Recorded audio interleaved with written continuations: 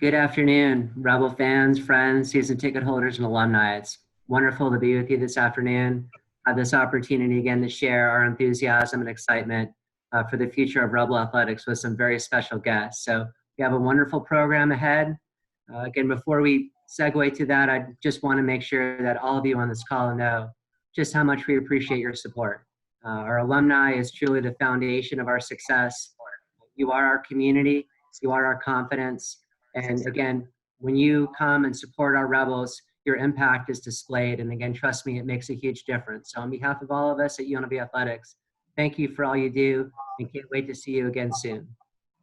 Yes, we've had a great run. It's been a challenging period, of course, the last couple of months, but again, we've made great progress and we could not be more excited about our future. And the progress that we've made can be attributed to great leadership. Success starts at the top. And with that said, it's my honor and privilege to introduce your Director of Athletics, Desiree Reed-Francois. Thank you very much, John. And it's truly a privilege to be with everyone here today. I know this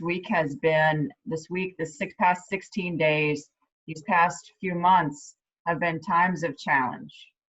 But it's also been time of reflection and a time where we have an opportunity to link arms virtually and really spend time with one another and do a lot of listening. And while we don't have all the answers, this is definitely going to be a marathon, not a sprint. We're going to come at these really challenging issues with an open heart and a will to listen and a will to just get better. We may be one of the most diverse campuses in the country. We're one of the most diverse campuses in our most diverse athletic departments as well. But we always can try and get better, and that's what we're going to do. And we're going to work really hard to make you proud. The future is very bright there. And right now we need some light. And from the stadium and the galvanizing impact that stadium can bring, but also it begins and ends with people. And it truly is my privilege to have an opportunity to work alongside some of the best coaches in the entire country. It's truly a privilege to sit here today with Coach Lindy La Rocque and Coach Marcus Arroyo. And I know you all really want to hear from them. So without much further ado, I was very grateful when I called her and offered her the job and she said yes. She actually said yes before I even told her what the salary was. So it tells you how much her heart was all in on leading our Lady Rebels. And so with that, I'm going to turn it over to Las Vegas' own Coach Lindy La Rocque. Thank you, Desiree. I'm so excited to be here, speaking with you all tonight, and obviously back in Las Vegas here at UNLV. So, speaking to our alumni, my mother is an alum. Lots of my different family members have gotten graduate degrees, undergrad degrees. So UNLV definitely holds an extremely special place in my heart. Now to be the head coach of the Lady Rebels is still surreal some days. I kind of pinch myself thinking that I'm in a dream, but more than anything, it is the dream come true.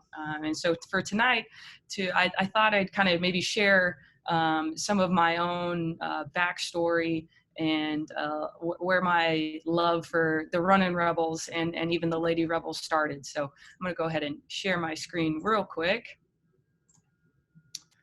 All right, I think we're good there. So as Desiree said, I was itching at the opportunity, kind of the momentum, the leadership here at UNLV that she has provided is contagious, and it is something that I wanted to be a part of. But I think my journey started way back when I was a little girl, and I'll tell you about that story. So growing up here in the Valley, it was the best childhood that I could dream of and think of, and partly because my father was a basketball coach, and so my sister and I got to be ball girls for the Runnin' Rebels, and when they had some of the best players and when the program was really getting going. So yes, hopefully you can probably pick out which one is me here. This is the '98, back when UNLV was in the WAC conference. They defeated New Mexico, great team. These are my parents over here on the left. I think my mom said she still has that t-shirt. I was going to wear it today, but didn't want to go that far. And some of you alum might recognize some of these faces. So that was, you know, when we were little, my sister and I, our favorite stories, we get to miss, you know, half day of school for a whole week to be the ball girls of the basketball conference tournament. And so it was even better when the Rebels won, which they did a lot. And we were on the court with a Gucci row seat. So then 2 years later, 2000, they were the Mountain West champions. And that's my sister and I, and the little picture on the left. My sister is, she was a basketball player too, but she was always, you know, a little more distracted. So I had to keep her focused on the game. And then those are actually my parents in the background. I remember this 2000 championship game like it was yesterday. Mark Dickel was MVP of the tournament. Greedy Daniels was on the team. Casper Escombalo was just unstoppable. So when I think about where did my love for UNLV start? It was definitely in these childhood experiences that thankfully my parents exposed my sister and I to at such an early age. So now that's why you can understand when they say, okay, you're the head coach of the Lady Rebels. And I'm like, who, me? Okay, let's do this thing. So now here we are. And we're sitting here today and I'm talking with you, and I'm so excited for this caravan to be able to share my experience with so many different people, especially our alums. I think hopefully everyone can recognize a statue there. And that's our current staff. So that's my father on the left. I am thankful for kind of his mentorship, his guidance as obviously my dad, but even an amazing high school basketball coach here in town that I've just learned so much from. And then I'm thankful that, you know, like Desiree, I jumped at the bit. I was able to hire 3 great staff members that, you know, they didn't even, Mia, we played high school basketball together here in town, and Roman, Owen, and Neka and Impali, they didn't even come out to Vegas, and their first time here was when they moved here. So I'm just really fortunate really to get my first pick of who I wanted to work with. And so to leave you off with maybe the direction that we're headed and why, you know, we want you to come out and support, why you can be proud of the work that we're going to put in. And so I kind of broke it up into two segments here. First of all, I'm a product of women's college basketball, being a player myself, and just really having such great mentors and leaders develop me into the young woman that I am. And so my biggest goal is to impact our young ladies in the same way and give back to them and help them grow and develop into future leaders of our city, of our country. And so that starts with, I just truly believe work. Work is the answer to just about everything in life. You want to get somewhere, work for it. You want something, work for it. You want to be someone, work for it. And so work is going to be our middle name. We're going to be the Lady Work Rebels. And that's in practice every day. That's in the classroom. That's in our community, serving our community, serving others, and serving those that are around us. And so I think really, you know, more so than the results and the product at the end, our focus is going to be on our daily process and our daily growth. And I think, you know, the end goals, the results, the product, those things will, you know, be a byproduct of that work. And I think we can have confidence that we'll go down the path that we want to be if we just focus on the here and now and getting better each and every day. When it comes to basketball, because I know that's what people love to talk about, you know, basketball is a huge piece of our Las Vegas community. And frankly, I want to play fast and play hard. You know, I showed you those pictures. What I know is the running Rebels, and we are going to be the running Rebels. We're going to be up tempo and high scoring. You know, I'm a big analytics person. I will confess to that. So, you know, all the analytics show it's about the 3-point shot these days. So we are going to be putting them up and, you know, playing with a lot of pace on the court. And I think our hard work every day is what you can expect to see on the court as well. And I think, once you get a chance to invest in our team, it will be really fun to watch. And I think, the winning aspect of that will take care of itself. From a recruiting standpoint, our focus is on high integrity, people of great character, and frankly, that have something to prove, because that's how we get things done here in Las Vegas. I think everyone in town kind of lives with maybe a little bit of chip on their shoulder. That's how I grew up. Those are the type of young ladies and young women that we're going to recruit. And I'm so excited to get going. I encourage and ask you all to, spend some time and would love to get you out to the Cox Pavilion, the Thomas and Mack Center. Come see the Lady Rebels, support us, and I can bet that we will make you proud. We will play our tails off, and it will be a process, but we're going to make you proud, especially you alums that, you're prideful of UNLV and being a rebel. And our alumni base, you can be proud of the product that we're going to put on the floor, the product that we're going to bring here to UNLV, because it's going to be just like you all, high in character, rebels for life. So I know you all really want to hear from Coach Arroyo anyway, so I was trying to be quick and speedy, but that's kind of the main gist of what I had as a presentation. I couldn't dig out too many more childhood photos because they just got too embarrassing. I already put too many embarrassing ones on there, so I hope no one screenshot that. Look great, Lindy. And again, your passion and again, history with the Rebels is inspiration to us all. And again, can't wait to see the Running Rebels take the court at Cox. With that said, we've got our first question that just came through from Sean K. He'd like to know, with this being your first time as a head coach, what do you feel will be your biggest challenge? Great question, Sean. Thank you. Thank you for submitting one. I think honestly, sometimes, what I've heard and what I've experienced, I don't even know what I don't know. And I think that will be my biggest challenge, but I'm going to embrace it with open arms. So to answer your question, I don't know, because I don't know what I don't know yet. But I think that's just part of the job, and kind of keeping my head to the ground and approaching it with hard work each and every day, with great people around me that can help support and guide me. I think that's the only way I know how to go through. So thank you for your question, Sean.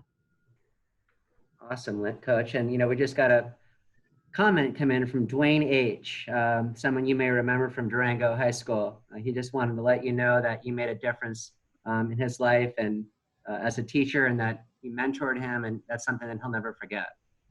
Awesome. Thank you. There's so many people around town that I'm itching to be able to connect with once we can be safely in person together. And there's lots of people at Durango High School where I went to high school, but even in the communities around town. I grew up playing at the Doolittle Gym across town, and there's a lot of people that I'm really, really looking forward to connecting with and hoping that they can come out and see us play too. Hey, Coach, here's one more. You talked a little bit about your offensive strategy. Can you tell us a little bit about how you're going to play defense this coming year? Ooh, that's a good one. No defense. I'm just kidding. No, defense. My defensive philosophy and approach is pretty tactical, I'll say. I'm excited to help educate and teach our young ladies kind of maybe a more tactical side of the game as far as studying and scouting reports. So we're going to be very meticulous and take away opponents' tendencies, personnel tendencies, and force them not to do their favorite thing, but to maybe do their second or third option. And that is going to be our focus defensively. So I think we have a lot of great speed and athleticism to take advantage of, but we're going to be pretty meticulous on studying our scouting report so that we can take away really our opponent's best weapon and then force them into, maybe plan B, C, D. Awesome. We're going to take a couple more here before we transition to Coach Arroyo. From Josh S., speaking to the climate of the times. how hard has it been keeping up with our student athletes during this pandemic? Great question. Thank you. It's been a great challenge, but I think it's actually created an interesting depth to these young women that we may not have been able to establish so quickly if it wasn't because of these times. So has this whole situation for our whole world been ideal? No, but I think our staff has really tried to pull the great silver linings that can be, intertwined in this experience of getting to know our young ladies on a deeper level. Have we had a ton of physical contact in person? No. So have there been some challenges? Yes, but I think, being able to establish and get to know each other, you can do that. You can do that with anyone across the country at any time. And so we've really just tried to focus on getting to know each other, establishing our culture, and laying some foundation. So then when we get together, we're better off than when we were before. And I think that's really what we're focusing on. Thank you for the question. We're going to go with one more here before we transition from Matt E, talking about analytics, something that you mentioned. What are the key team stats that you look at during a game to know that your team is doing well? Great question. You want to have an analytics seminar? We can do that. And I'm sure Coach Arroyo has some football analytics that he loves too. So thanks for the question, Matt. When it comes to our team, obviously there's some field goal percentage metrics. Personally, for what our team, we're going to look at our shot selection and the quality of our shots. So are we getting open shots or are we shooting contested shots? Because if we're missing open shots, then that's just kind of the law of averages, and we have to rely on the work that we put in, that we will eventually start making those shots. But if we are taking too many contested shots, then that's the sign that we need to get better shots, frankly, to where we can help our percentage out. So that is a statistic and a metric that our staff is going to take, because it's pretty arbitrary, and it will be defined as what we determine is a good shot, and versus an uncontested shot for me might not be an uncontested shot for Steph Curry. So it's kind of arbitrary, but those are from a offensive and purely a shot metrics analytics standpoint, those are really what we're going to be focusing on, especially offensively. Thank you for the question, Matt. I love it. Wonderful, Coach. Again, got us all excited, inspired. Again, can't wait to see you in a short couple of months. And we'll come back at the end here for a few more questions. What we're going to do right now is pause really quickly to announce our first two winners of the night. So I want to big shout out and congratulations to Chad S, who wins our Nike backpack, hat, and mini helmet. So congratulations, Chad, to you. And our second winner of this evening is John D, who will take home an awesome pair of Nike sunglasses and a gift basket from our good friends and partners at Raising Cane. So congrats to Chad and John. Enjoy your prizes.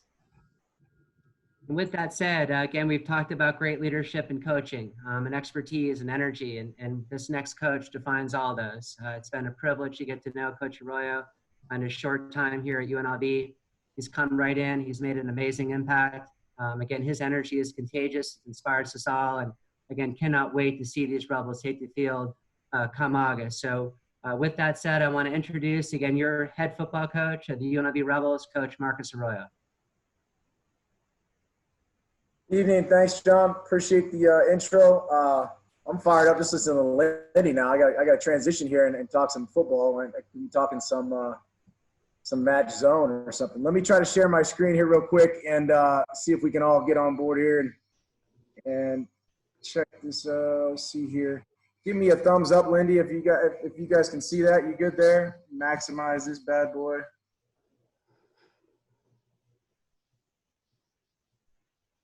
We good there? You got a full screen? All right. First of all, I couldn't be more excited about where we're at right now. You guys got it there? We good? Thumbs up? Good. Thumbs down. Share screen again.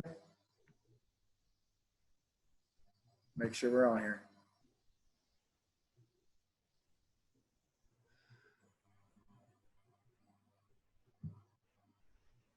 Let me try one more time, John. Do thumbs up or thumbs down, guys. Let me know if you guys can You got it, Coach. see here. Got all sorts of screens set up, so I got to eliminate some of these guys. Any luck there? All right. Got you here, Coach. There we go. A little bit of adjustment. Appreciate the opportunity to get on here and share some insight on what we're doing over here at UNLV with the football program. Obviously, much like everybody, we've been most excited about getting back in the building recently with our voluntary workouts. We've been working our tail off in all regards, just like everybody, and trying to find a way to mitigate some of the changes in the landscape and environment that we're all going through. And we haven't flinched one bit. So we took every opportunity we can to get through this little bit of a dip. And our guys have responded great. I think we've sacrificed football for a greater good in many cases in what we're doing off the field and getting to know each other and a lot of the phases of that's going on in the world. So we have got together as a group, and I think we've gotten better in a lot of regard. I'll go through here a couple slides I want to go through with you guys and kind of go through and just kind of give you an idea of where we're at as a program. The first thing I think that was I was asked was why UNLV was one of the first things to talk about. And I say this a lot to our guys, and I've said this before, and it'll stay the same. You guys will find out I'm a lot like a broken record when it comes to philosophy and program, because I believe that repetition will build for us a great foundation to stand on. So for us and for me was people, place, and timing. And I think that all those things are going to come into play as we talk a little bit more tonight. You know, one of the things I say a lot to our guys is commitment's not always convenient. And I wholeheartedly believe in that, because UNLV sent me a picture right away as I started to look at here from afar, from Eugene at that time. I got engaged in seeing a lot of traits that existed here in Vegas that I personally believe in. And I think that, much like Lindy explained, I think that when you can assimilate yourself to a place, you can really put everything you can into it and get as much out of it, and you'd be locked in. The hardworking, prideful, hungry people of this community really set the tone for me, and seeing some things that I thought would be advantageous to build the right way. And now that I've been up close and personal, it hasn't faded. That momentum. Someone asked me the other day, "Hey, what's been most exciting? What's been something that surprised you?" And it's not negative. I haven't been surprised. I've been blown away since we got here, and it hasn't faded away. I'm loving the city, the community, and every day embracing it in my own way. And it's been amazing. So the next part for us was super excited to join forces with the movement and the momentum that's going on, both internally, collectively with the athletic department, and then holistically within the whole community going forward. And I think that it'll take, for us to do something special, it's going to take a lot of people, and a lot of people are on this call tonight. A lot of people are around and have done things and may stand in the back, and it's a complete we, not me philosophy. And that's all over our building, is we, not me. And I think that that approach we've taken in everything we've done, both on and off the field, and then the consistency of that, much like you'll hear me say, I reiterate myself a lot, the consistency in what we do, I think, is key. That lays a foundation that I think you can hang your hat on as a person, as a family, as a business. There's a great quote I got underneath there that I use a lot with our guys. It says, "You can't get much done in life if you only work on hard on the days that feel good." So again, you can't get much done in life if you only work hard on the days you feel good. And again, we've had a lot of days recently that we haven't felt real good, but we've got to find a way to put one foot in front of the other and overcome a lot of the things. And I think that it's never been more prudent than right now. We've got an amazing facility to go to, and that's a big proponent for us.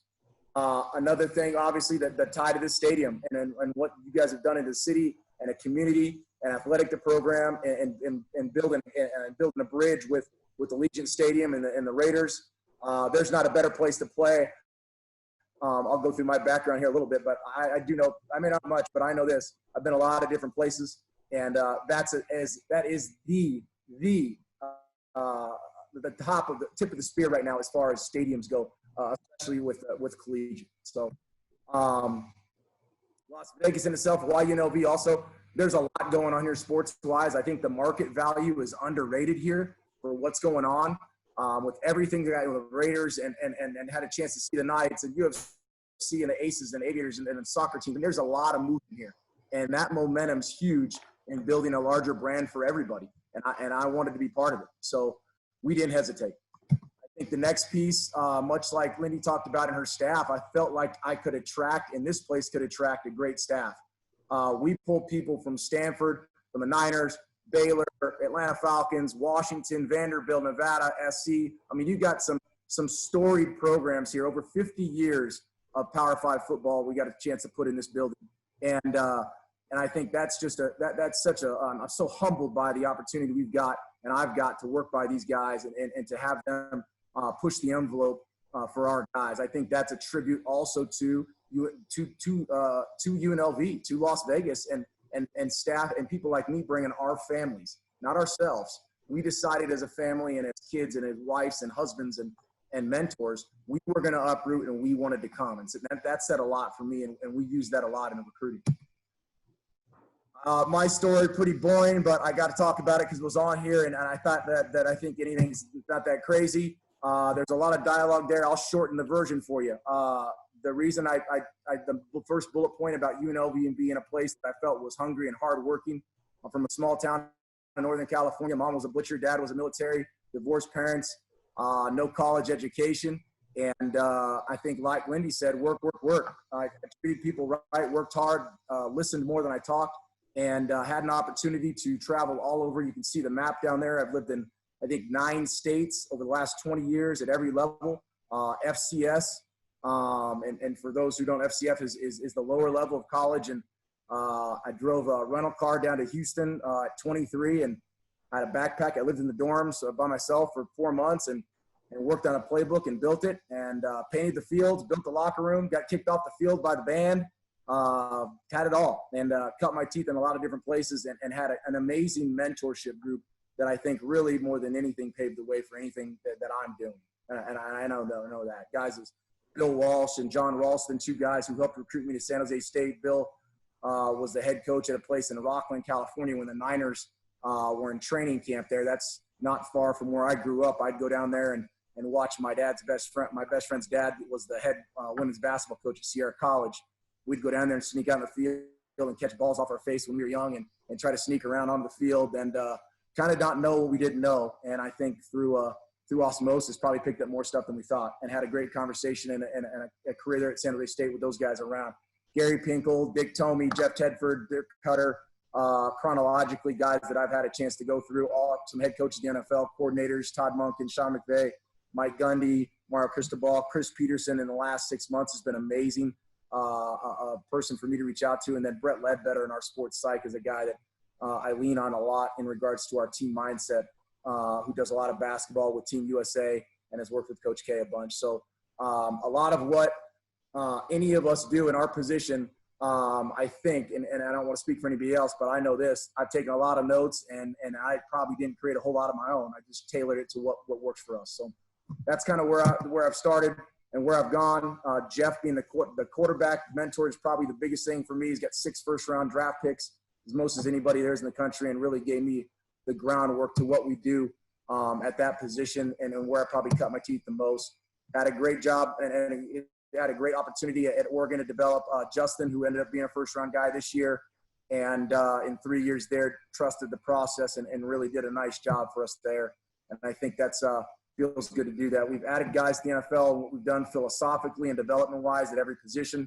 I tell the staff all the time, you got to be careful because I've coached every position but O-line now in my career. So I'm dangerous enough to be able to know a little bit, not all of it, but on offense, that is. Offensively, a lot of people ask what we're going to do. We were one of 4 teams in back-to-back years that had a 3,000-yard pass and a 1,000-yard rusher. And I say that because we're a balanced, explosive offense. That's what we believe in. We're pretty simple. People, and I think that it was good to see that came to fruition over this past year, and we're able to stack kind of consistency about ourselves. So that's the football piece. That's kind of my story. I think the next piece, obviously, I think that was on there was the vision for the program and kind of what I call the plan to win. It's a written plan. I show this slide a lot, and I'm sure Desiree and John are tired of seeing it, but I think it's important because, again, I'm gonna recycle a lot of stuff, and I think probably Lindy and anybody else can assimilate to this quote that I use a lot. It's a quote from Neil Armstrong, and it's, if you're an inch off of the landing, it's no big deal. Yet, if you're an inch off of takeoff, you miss the moon by 1,000,000 miles. And for us, in the early stages of what we are as a program, I tell our staff this a lot.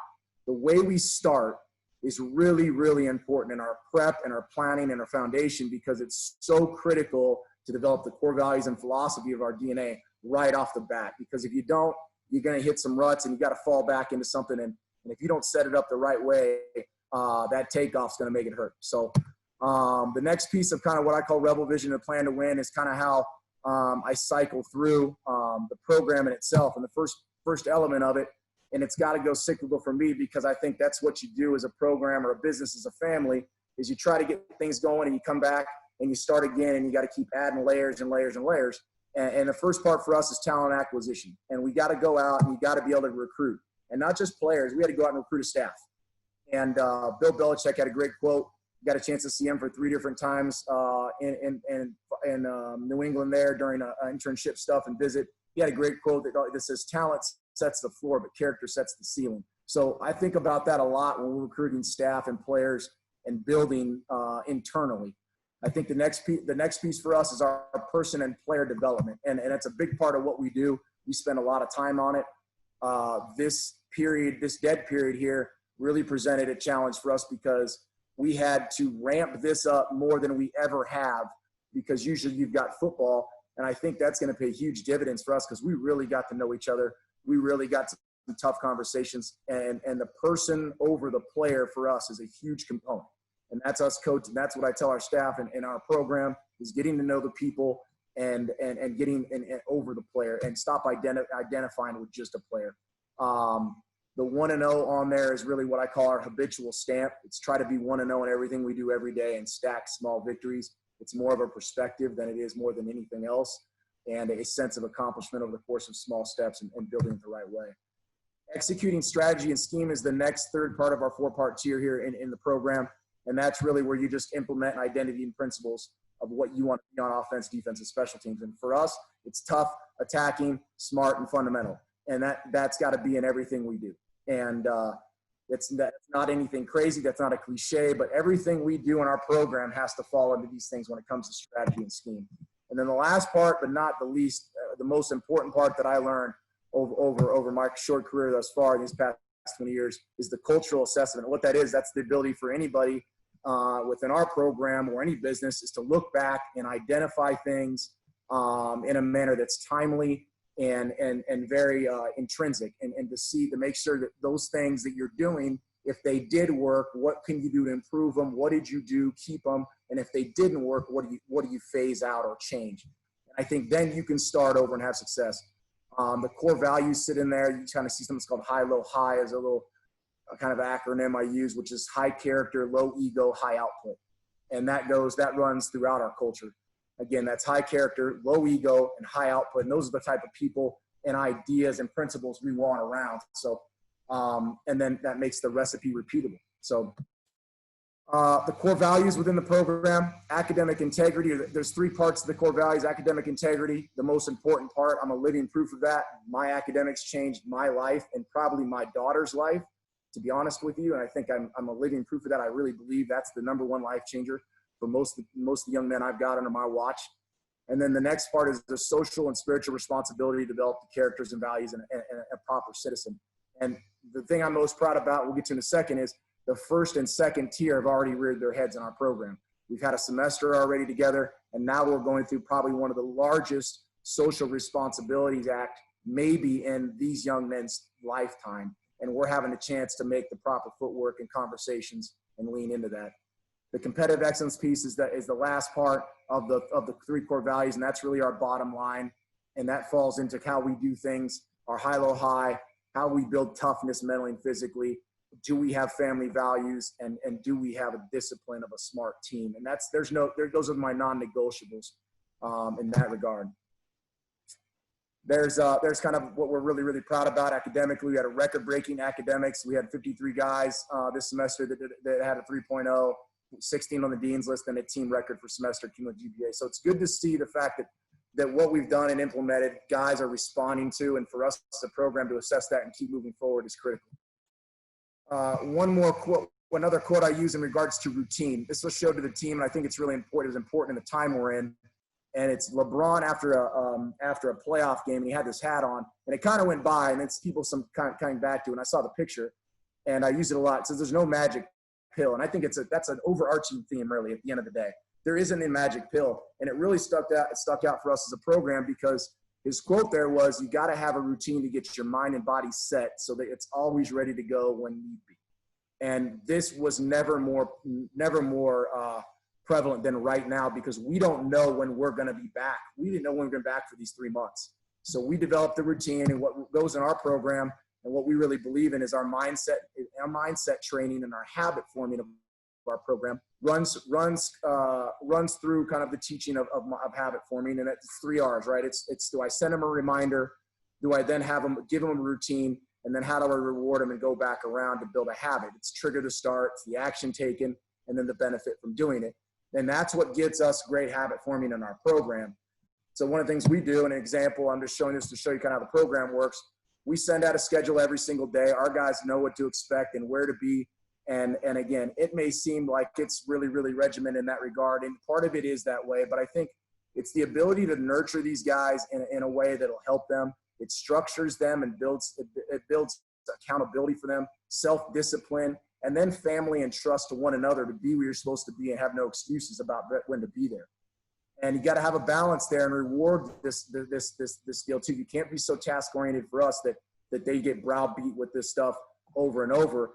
And you got to give them feedback and recognition. And one of the notes I have down there is the Rose Garden quote. What that is, it's an old quote from a friend of mine whose dad used to tell us all the time. I came back from coaching, he'd come back and he had a rose garden, and he'd always say, you can't. I was very task oriented. My OCD would kick in, and he'd say, "How's it going?" And I'd go through the list of things I'm doing, and he'd say, "Hey, you got to make sure, like this garden, you just don't pull the weeds.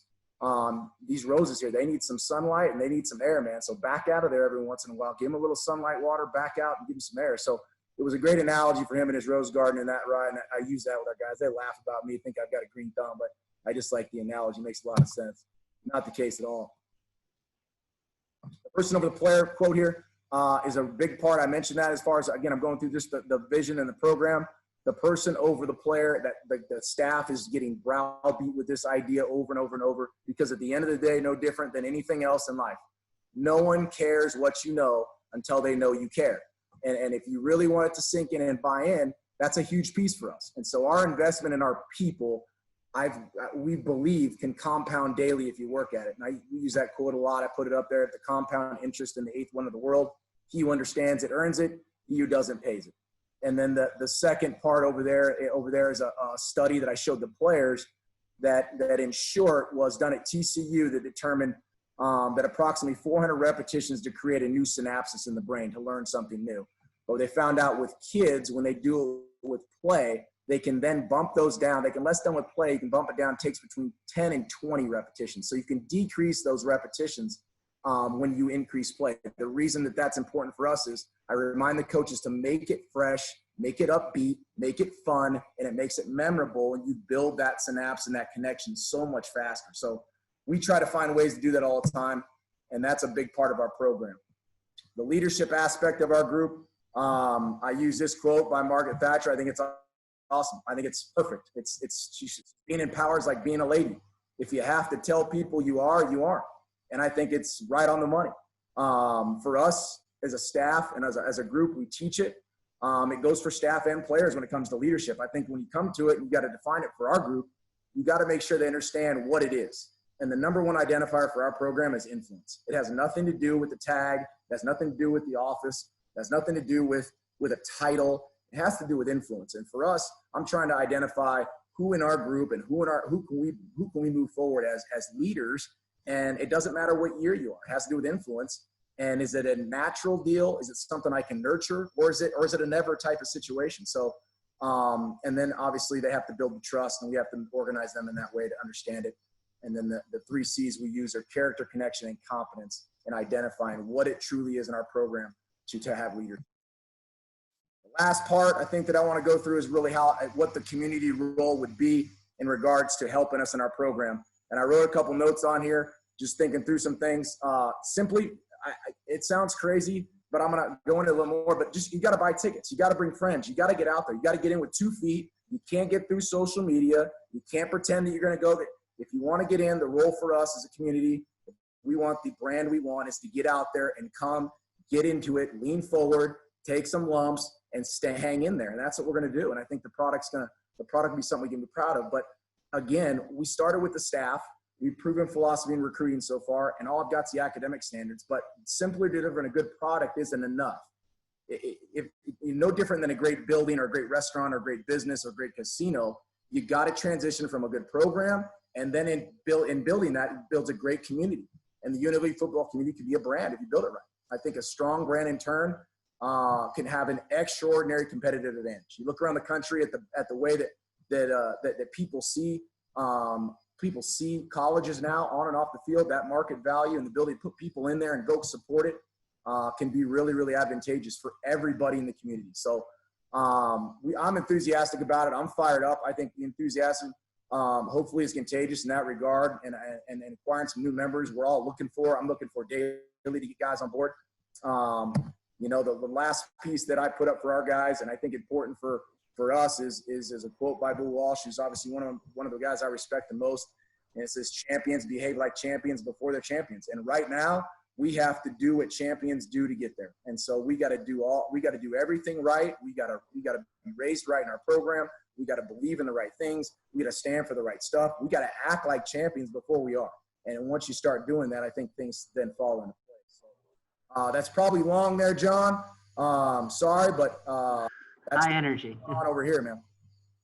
That's why we love being around you, Coach. Again, you energize us all and inspire us all, and you've inspired again our next 2 winners. So I'm super proud to announce that we've got 2 winners of our Mountain West watches.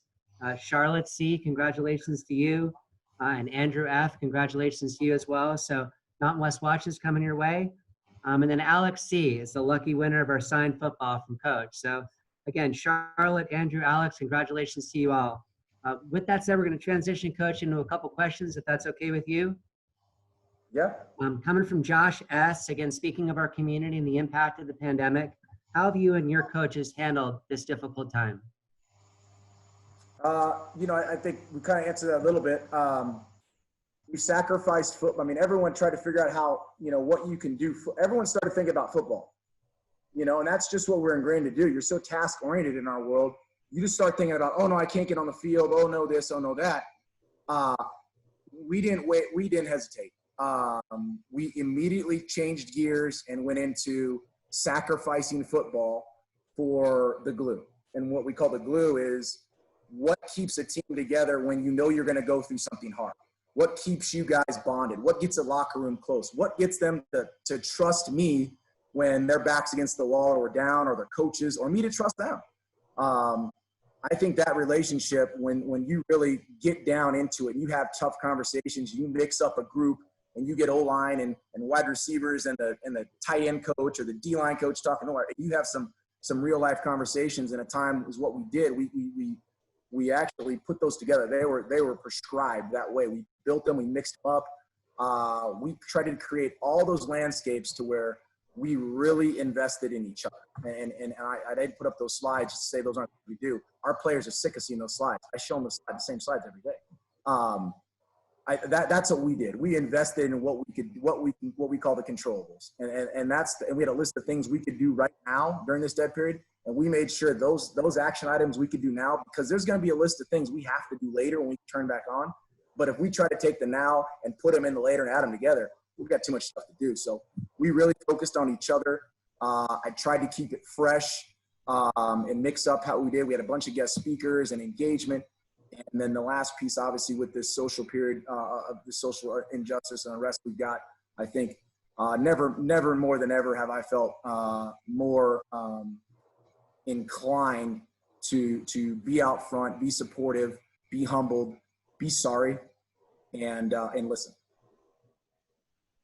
Adversity is again prevalent right now, and again, you've done an incredible job of keeping our student athletes focused on what's in front of us. And the context, of course, is complicated, but in game is our next question, from Josh S, or from Carrie S, I should say. What do you do to teach players how to persevere through adversity during football games? Great question, Josh. So I think there's two pieces to that. The perseverance part in a game, weirdly enough, and I think if you and guys who played in Lindy knows this too, when you end up getting in that part of a game or a moment where you actually feel like you kick into that oh no moment, or you've got your back against the wall, there's a mental and physical component that have to kick in, and usually it's 90% mental. So our mental component, the things we've done right now, will play into a season. The heartache and the gap we're in and the hurt they had during this process. When we get in down in the third quarter in a game, I know for a fact, because you've been in those locker rooms before, like Lindy has, they end up calling back those times. They recall them. They go back to them. Go, we did all this. We put in this work together. We got to know each other, and you end up falling back into the glue. You fall back to your foundation. And so when you try to persevere in those games, you've got to make sure that the mental component they're ready to deal with, and that component can be taught. Now, you have to go through it too, because it's never the same when it's live. Okay, everybody's got to play, like Mike said. Everyone's got to play to get punched in the face, right? And then the second component is, how can I rehearse those? How can I set them up? So we practice opportunities like that. We script them. We script perseverance things. We'll go out and we'll do a wet ball drill. Like, it's going to rain. Oh no, it's going to rain. Well, it's going to rain. We had a wet ball drill. We're going to change a sudden change period. And it's going to be offense, your back's against the wall. Defense, your back's against the wall. You're going to have to come back. You're going to have to start it slow. You can react it. But you have to build, though. I think you build them into practice. And I think that our practices as their program, they're as hard, if not harder, than the games. And then that's the ideal situation. It's going to take some time to get there, but that's how it's set up. Awesome, Coach. We're going to take one more from Daniel K. Again, we've got one of the most dynamic schedules in the country. We've got some fantastic opponents coming to our new home, Legion Stadium. We think we have the best stadium. We offer the best value. I'll put a plug in for season tickets starting at $125. So an awesome value to come out and see your Rebels. So don't miss out on that, please, folks. But Coach, can you talk a little bit about this schedule and some of the teams we've got coming to Las Vegas this fall? Yeah, we've got a great schedule. Obviously, we've got a national scope type of schedule, and I think that there's a lot of good in that. I think that you get a chance to guys get a chance to pit themselves against some of the nation's best. I think our recruits get to see that we're not afraid to put that on the schedule and to play premier ball and Power 5 football. I think the opportunity to bring a lot of these teams into our new stadium is exciting. I don't see – you're going to have to go out and fight every day. The teams that play the best win. The best teams don't always win. And you got to go out and you've got to put your best foot forward. You get a chance to see where you're at. And as a program, we got to find a way to grow. We got to find a way to see where we're at, and never a better opportunity than the present. Fantastic. We're hard to believe we're almost an hour into our session. I want to pause really quickly for some last second comments from our panelists. Give everyone an opportunity again to reflect on the excitement that we have in front of us. So I want to head back to Coach La Rocque really quickly and ask her to leave us with some final words. I'm ready to put on a football helmet and go run into someone. Come on over. No, it's really honestly just inspiring to continuously be around great people and leaders and Desiree and Coach Arroyo. I mean, he probably doesn't even know it, but I have seen that slideshow a couple times, and I've stolen some things myself already. So, I think, there's no handbook for the times that we're in right now. There's, I would even argue that there's not really even a handbook for coaching at this moment. And so I'm excited for the whole momentum. I'm excited for Allegiant Stadium. That's huge for us in recruiting. That's huge for our whole university. And so just to piggyback off of the success and the momentum that everyone has created. Men's basketball, they're getting it going. TJ's awesome. He's just been great in the community. As a product of the community, it's just been really heartwarming. I'm excited for our girls to really invest in our community really deeply, getting out to all the different middle schools, elementary schools, boys and girls clubs, everything. I think, there's a lot of youth leagues here in town that, I have touched personally. So I'm ready to give back to those. And from a standpoint of, speaking to alumni or just fans and basketball fans or football fans. And, I just truly believe there's no people more prideful than Rebels. And I think it's hard to, Coach Arroyo could speak to this, like you hear about it and then you get here in Vegas and you're like, dang, you people really do love your Rebels. And we do, because we didn't have anything for the longest time, and so all we had were the Rebels. I mean, growing up, all we had were the Rebels. There were no Knights and Raiders and different stuff. And so it's nice to really, truly, genuinely feel, that the Rebel pride and spirit is deep and ingrained and more alive than it's ever been. And so really, I just want to add to it. I want to add some Lady Rebel ballers out there, come out to a game. And, I think it takes our whole community. Coach really, really did a great job on it. Our team's going to be out at every football game. And, I think it starts with supporting one another. So just to really appreciate everyone being on the call, giving us some time. I think this is, I think you can believe and you can feel that this is just the tip of the iceberg.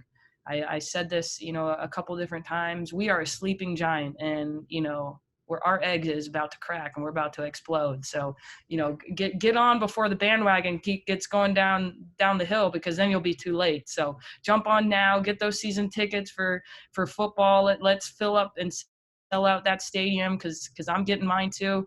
And then once basketball rolls around, let's fill the Cox, the Thomas and Mack, and really get things going. So thank you for having me, John, and everyone, and thanks for being on here. And that's a great reminder, Coach. Women's basketball season tickets deposits are available now too. So get your Lady Running Rebel season tickets, and let's see you in the Cox come late fall. Coach Arroyo, let's shift over to you for some last words for our faithful fans and alumni. I've done enough talking already, John. I think that I'm humbled and thankful that we've got the opportunity to do something really special. I think that you say a lot of times you want to be part of something unique. You want to be first. I want to be out in front. I want to lead. I want to be part of something different. Well, now's a chance, and now's everyone's chance. You do. You've got a major opportunity here. I don't pretend. Okay, I don't pretend to know what it's like to live here and grow up here like Lindy does. I don't pretend to know what it was like in the past. All I know is I've been at every level in 9 states, from coast to coast, Florida, back and forth, at every position, every level. And what I know is that there is a blueprint here based on the community and the people, the movement, the passion, the recruiting base to do it right. And I think that once we all dive into that and we collectively put our arms together, it's going to be hard to break. And I've seen that happen. I've seen it at places where they said you couldn't do it, and we did it. I've seen it in places they said you could do it, and we didn't do it. It's because those values or those fibers weren't there. It's here. It's here, and it's very real. The staff I put together and that decided they're going to come here, the staff that Lindy put together decided they're going to leave their jobs and come here and leave the opportunities there, are proof in the pudding for us that the right opportunity is here at the right time. People, place, and timing is here. So, like she said, get on, because there ain't going to be room for everybody. I promise you that. Thank you, Coach. And again, to our leader, Desiree, spearheading our transition to our fantastic new home for Rebel football. Let's turn to you. Sure. First of all, I just want to say thank you. Thank you so very much for listening, for being a part, and for caring about our great university, our athletic department, and our 515 student athletes. We are truly appreciative. When you listen to our coaches, whenever we start out doing a search, we look for people who personify our great community. People like Coach La Rocque mentioned, who have a little bit of a chip on their shoulder, but people who have great values, who are selfless, who are smart, and who are very hard workers, but also come about this with a humble heart. And that's what we have in the people that are leading your programs.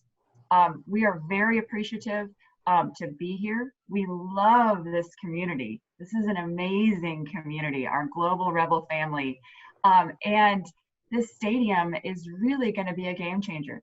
You have the opportunity to be a part of something so very special. And let's galvanize our community around this brand new stadium that's going to change the trajectory of UNLV football. That stadium is a symbol. The people are the heart. And we're going to work so hard to make you proud, because we have 515 student athletes that depend on us. And we have a community that we know expects that from us. So get on board. It's like John said, it's a great value. And so let's all link arms. Right now it's virtually, but in the fall, let's link arms and cheer on the Rebels, and let's all do this together. So it's truly my privilege to have an opportunity to work with such special people, like the ones that you see on this call, and to work with our great student athletes. So thank you so much, and we appreciate you taking the time. Desiree, thank you so much. Coach La Rocque, Coach Arroyo, again, it's an honor and a blessing to be on this call with you. And again, to echo Desiree's comments, alumni, our friends, our season ticket holders, those that are with us through thick and thin, you're appreciated. And to Desiree's point, we can't wait to see you out at Allegiant this fall and in Cox this winter and the Thomas and Mack, and give us the best home field and home court environment anywhere in the country. And to do that, we would invite you to, at the same time, to activate your alumni discount. So that's something that we've launched recently. Very proud of it. We think it's a great incentive, again, hopefully to get many of you, if not all of you, out to our venues to support our student athletes. The best way to activate that is to visit our Rebel Athletic Fund website and make a Momentum Fund gift. With a $100 gift, you are Scarlet Loyal, and you're eligible, again, at 25% off for season tickets for football and basketball. So please visit the Rebel Athletic Fund website for details. And the Momentum Fund, again, it's all about what you've heard today. Fantastic leadership, fantastic coaches, and an opportunity to invest in our future success. So from all of us, thank you. Hey, John, real quick, before we end, can I just do one shameless plug? I've mentioned our student athletes, and Coach Arroyo mentioned it, and so did Coach La Rocque.